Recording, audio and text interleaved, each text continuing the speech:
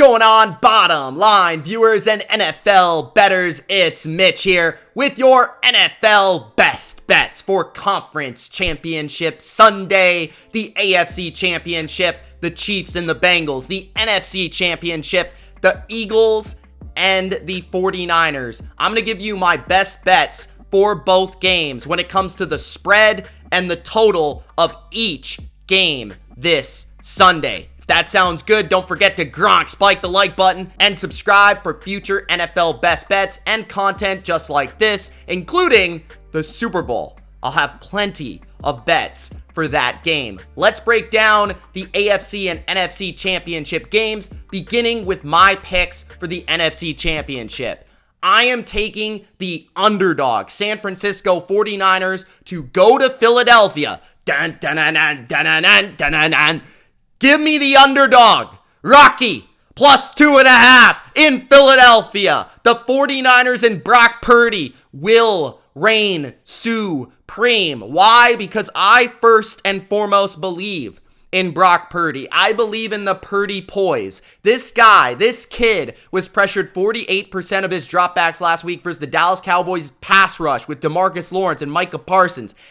And he didn't turn the ball over. He wasn't phased, and he made big throws in big moments in a way that Jimmy Garoppolo never did for the 49ers, which is an X factor for me because when you give Kyle Shanahan a quarterback who can actually make the throws at the end of the game, that gives them an opportunity to win a lot of games in big moments, and I believe Brock Purdy will have a nice game in this matchup because the Eagles are not like the Cowboys in terms of their defensive speed, in terms of their defensive tackling ability. Yes, they have a strong secondary, but they love to play zone coverage, and their weakness is where in the middle of the field.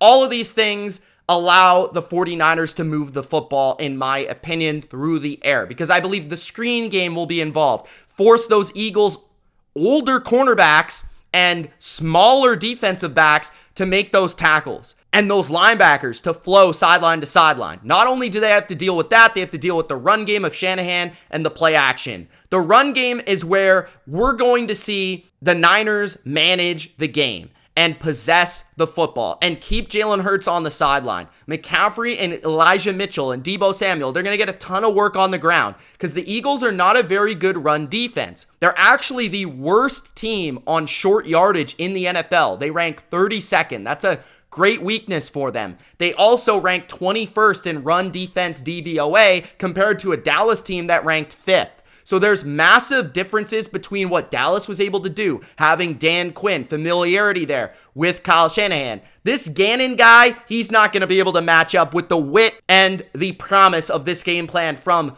Kyle Shanahan. I believe there's a big coaching mismatch in this game, and that's why the Niners will come out offensively and possess the football and score enough points to win. But don't get it twisted. This is going to be a defensive game. So the Niners are going to have to come out here, and they're going to have to make some plays on defense. And I believe the speed and the vision and the ability to read and shoot into the backfield and make plays against read option and this zone read attack of Jalen Hurts and Miles Sanders. Fred Warner, Dre Greenlaw, these guys were made for this. They're so athletic, so fast.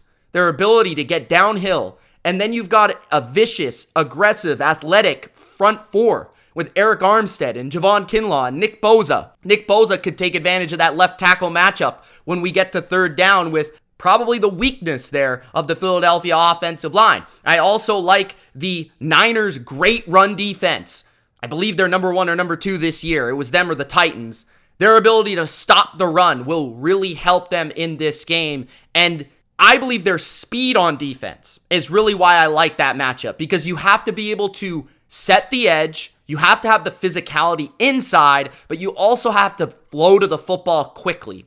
And the Eagles love to throw their bubble screens. They love to run the football. They love to get on the edge. And the Niners are very, very fast. And that is what's going to hold the Eagles' run game intact. Then you talk about the passing game. Well, I do believe the Niners maybe don't have the corners to match up, but they're going to be playing a lot of zone coverage, and I trust DeMeco Ryans to come up with enough game-planned blitzes to attack Jalen Hurts, and I also believe that Charvarius Ward can man up with A.J. Brown in certain situations. So I like the Niners defense to really take this game and Brock Purdy to manage this game. And most importantly, I believe in Kyle Shanahan and DeMeco Ryans to outcoach the Philadelphia Eagles on the road and win this game.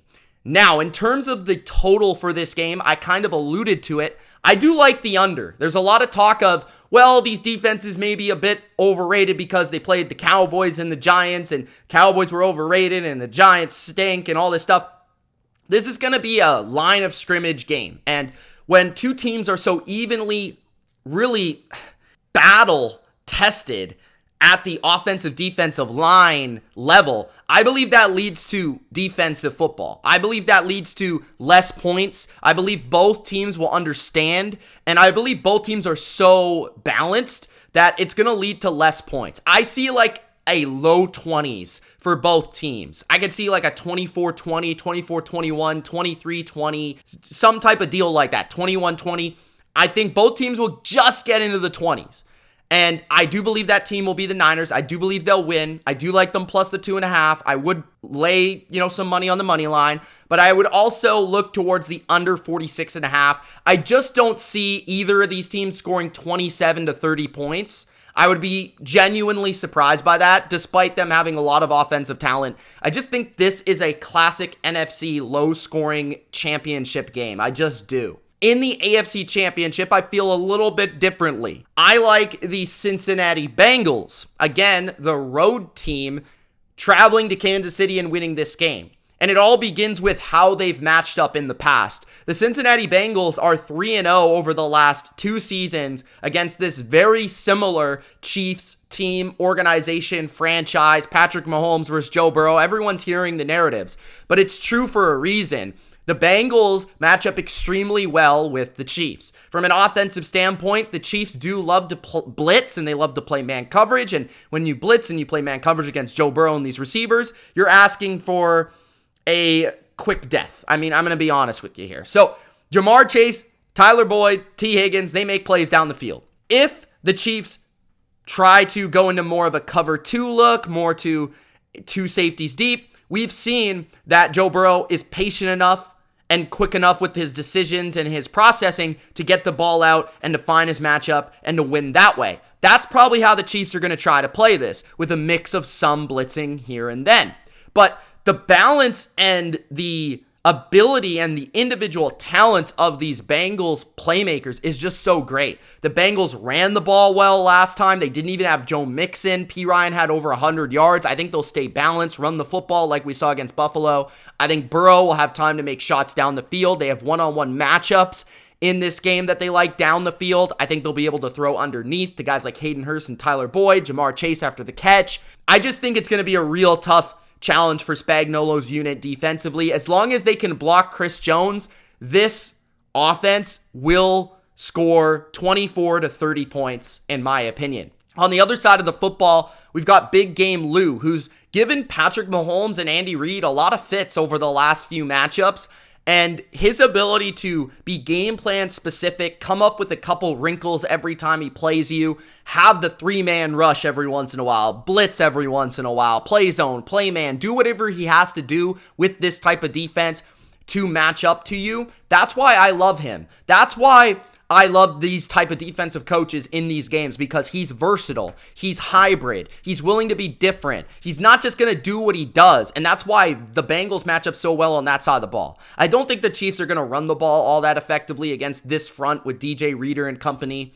And the Bengals do have an underrated pass rush with a few athletic specimens like Hubbard, Hendrickson, and Osai. And I think all those guys can create some havoc up front. I'm not going to say they're going to dominate a very good Chiefs offensive line, but I do think they're going to create some issues. Hendrickson's unbelievable. BJ Hill's also kind of had good games against the Chiefs in the past. The linebackers of Cincinnati are very good in coverage, very athletic. And the secondary, I feel, is a bit deceptively, pretty good. Trey Flowers does a good job on Travis Kelce when he matches up. Dax Hill's another guy that could do that. Jesse Bates is a great safety who covers a lot of space down the field, and Mike Hilton's an incredible nickel player. I don't know if the Chiefs have the receivers to consistently win one-on-one as much as the Bengals do, which does concern me in this game because I think they're going to be tested. I think the Bengals are going to throw everything, the kitchen sink at Mahomes. 3-man rush this time, 4-man rush the next, 6 guys coming here, back to 3-man, zone, man, everything in the kitchen sink. So I believe the Bengals will win this game. I just think they're the team that matches up the best in this matchup. I think they have more balance offensively. I think they've got better playmakers, a deeper group of playmakers. Joe Burrow's playing unbelievable, and you add in Patrick Mahomes' injury, that definitely comes into play. So I like the Bengals to go on the road and win another against the Chiefs. I am also going to lean towards the over. I know some people are looking towards the under just because of the potential deal with the high ankle sprain for Mahomes, but I just see Mahomes, I see Burrow, I see 2 great offenses, I see 2 offensive coaches, Andy Reid, Mahomes, Joe Burrow, Jamar Chase, and Travis Kelce. There's just too many weapons. Eventually, these teams are going to score. I think both teams get into the 20s. I think the Bengals probably score 27-30, and I think that the Chiefs score 21-24, maybe 27 on a good day. So I like the over 47.5 in the AFC Championship game. Those are my picks for the AFC and NFC Championship. I hope I gave you a great breakdown for both matchups and allowed you to consider some of my picks. Let me know in the comment section below where you guys are at and where you're leaning for Conference Championship Sunday. It's Mitch. Thanks so much for watching. Gronk spike the like button, subscribe for more, and we'll see you for the Super Bowl for our next Best Bets video. Peace!